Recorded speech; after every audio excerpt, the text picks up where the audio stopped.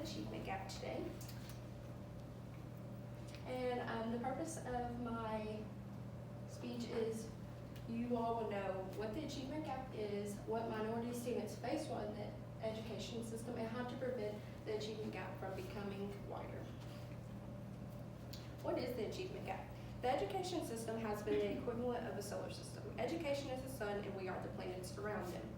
Over the years, we have watched both systems evolve, but education has its flaws. We are faced with public versus private schools and how they differ, lack of seriousness in third grade, even if it's the most crucial period, and the achievement gap that follows. When you hear education, you never hear about the achievement gap. The achievement gap refers to several educational measures between the academic performance of students, especially groups defined by gender, race, ethnicity, and special education.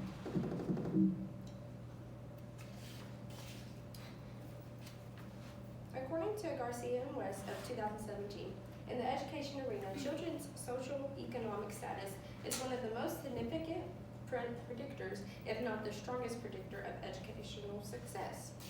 Whether that success is measured by test scores, high school graduation rate, or college attendance and completion rate.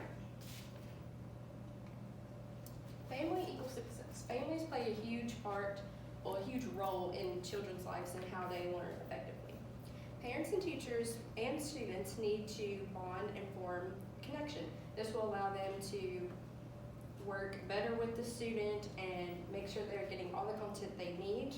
According to Mason, it has been proven that a student is motivated to work harder if they know the teacher actually cares about them. Now that we have discussed about the achievement gap and its effects, let's move on to the classroom. Reading is how we learn. Reading just 20 minutes a day will help close the achievement gap.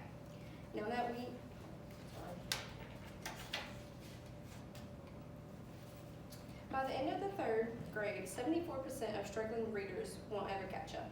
Reading gets 85% of the content taught. Now that we have examined how much of an impact reading has on children and their education, let's look at the schools themselves. So just by this picture, you can tell that private schools and public schools are really different. They have uniforms, they can wear anything. That one shows a metal detector, just to make sure everyone's safe. Here they know that their students won't do anything. When we think of public versus private schools, we only look at the diversity, curriculum, and class size. Private schools have advantages and public schools have disadvantages. One advantage private school has is, according to Niche of 2018, unlike public schools, private schools can design their own curriculum. So they can, if their students are failing in one subject or the standards are too high, they can just change that and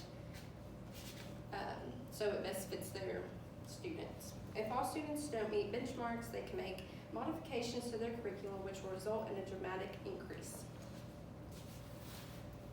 For public schools, disadvantages are students get the end of the stick. For example, textbooks. The majority of public schools don't have up-to-date textbooks, creating a burden on students' education. In conclusion, there will always be a barrier between public and private schools. If all students receive the same education the same way, the achievement gap would be closed. As an elementary education major, my research on the achievement gap have answered many questions I've always had. Questions like, why do wealthier kids make better grades? Why do they get to go to that school? The research proved that the gap between the low-income apartment girl and the girl living in the big attractive house will always be a difference. My eyes are open and I am aware. Anyone have any questions?